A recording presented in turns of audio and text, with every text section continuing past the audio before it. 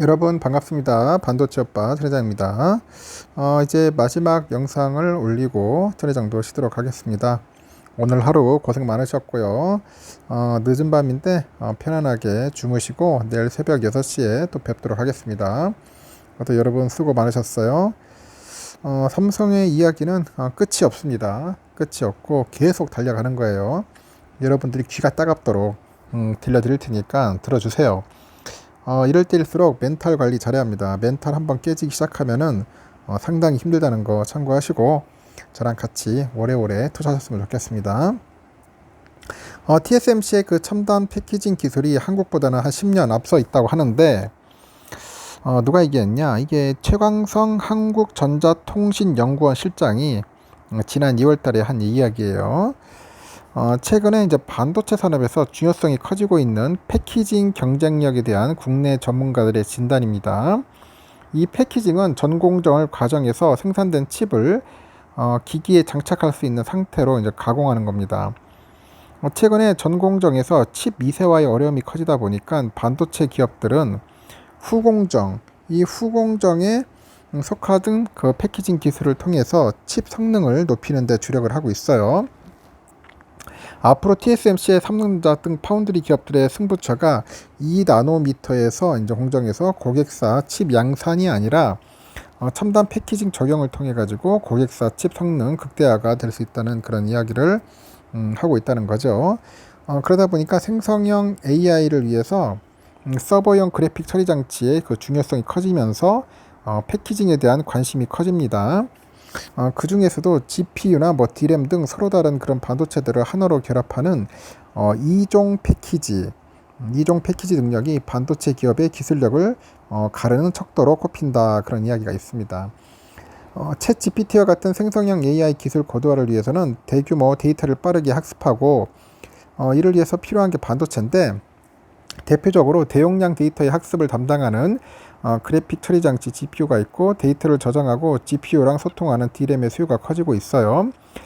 GPU 세계 1위 엔비디아하고 고성능 DRAM을 만드는 삼성전자, 하이닉스가 AI 그 시대에 수혜주로 이제 부각된 이유입니다.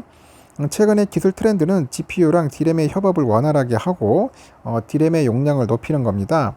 이 과정에서 DRAM의 용량을 키우기 위해서 DRAM을 이제 수직으로 이제 패키징한 그런 제품을 개발하고요. GPU랑 HBM을 함께 이제 패키징을 해가지고 두 칩의 원활한 그런 데이터의 원활한 소통을 돕는 것을 놓고 아주 치열한 경쟁이 벌어지는 겁니다. HBM과 관련해서는 7월 20일이죠. 7월 20일 날 그 기사를 보니까 뭐 이대로면 큰일이다. 삼성도 척인장에 뭐 SK 하이닉스 심상치 않네, 그런 거를 이제 통해서 살펴봅니다.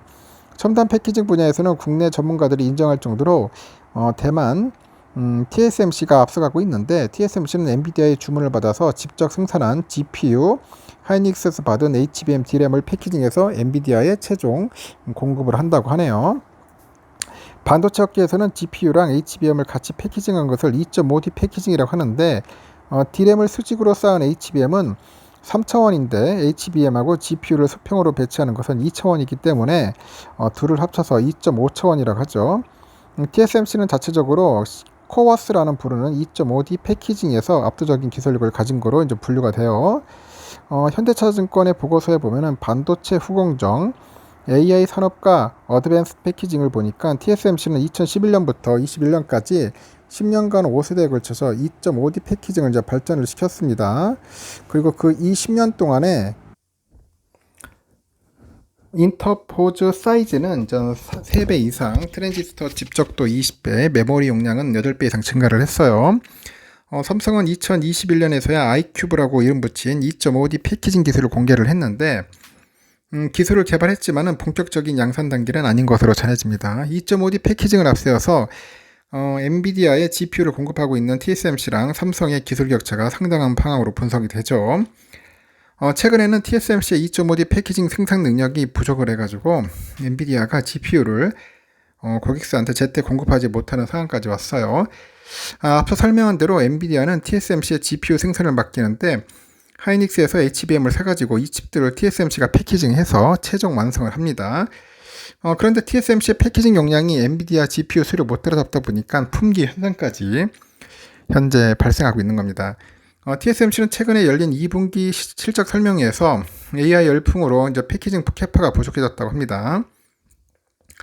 첨단 패키징 용량을 내년까지 2배 늘릴 계획이라고 발표했고, 외신에 따르니까 TSMC는 한 900억 대만 달러를 투자해서 대만 북부에 첨단 패키징 시설을 설립할 계획입니다. 현대차증권에 따르니까 TSMC의 첨단 패키징 용량은 올해 웨이퍼 기준 12만 장에서 내년 21만 장으로 증가할 거고요. 엔비디아의 GPU 출하량도 올해 140만 개에서 내년에는 260만 개로 늘어납니다. 삼성전자도 첨단 패키징 육성에 이제 팔을 걷어붙였어요. 지난해 말 조직 개편을 통해서 이제 반도체 산업을 이제 담당하는 디바이스 솔루션 부문의 AVP 팀을 신설했는데, 내년 2분기부터는 4개의 HBM을 GPU 등과 함께 배치한 iCube 펄을 양산을 해서 3분기에는 8개 HBM을 배치한 iCube 펄을 양산합니다. 그래서 12개, 16개 HBM을 배치하는 제품도 개발 중이고, 구글, 마이크로소프트, 메타 같은 고객사들이 대용량 데이터 처리를 위해서 D램 용량을 늘려달라고 요구합니다. 이를 위해서 D램을 수직으로 쌓은 HBM도 더 많이 패키징하는 거죠. 삼성은 첨단 패키징 경쟁력을 강화하기 위해서 최첨단 패키징 협의체인 MDI 연합 출범도 준비하고 있고, 메모리 반도체 기업, 후공정 전문 업체, 디자인 하우스 등이 모여서 패키징 그런 기술 고도화를 모색합니다. 2.5D, 3D 2종 집적 경쟁력을 높이는 데 주력할 겁니다. 그리고 메모리 반도체 생산, 파운드리, 패키징 등의 사업을 모두 다 하는 종합반도체 기업으로서의 장점을 발휘하는 데 주력하고, 파운드리 산업부 주도로 고객사의 패키징 원스톱 서비스를 제공하겠다는 선언한 게 대표적인 사례죠. 예를 들어서 고객사가 삼성의 GPU 위탁 생산, 그리고 HBM D램 납품, GPU D램 패키징까지 이제 턴키로 맡긴다면은 각각을 다른 기업에 맡기는 것보다 비용과 시간을 줄일 수 있다고 합니다. 제품 개발 과정에서 커뮤니케이션도 활발해지고, 하여튼 삼성은 지난달하고 이번 달에 각각 미국 실리콘밸리, 서울에서 개최한 파운드리 포럼을 통해서 이 같은 승부수를 공개했습니다. 2030년 시스템 반도체 세계 1위를 위한 삼성의 전장이 이제 파운드리에서 이제 패키징으로 확대되는 겁니다.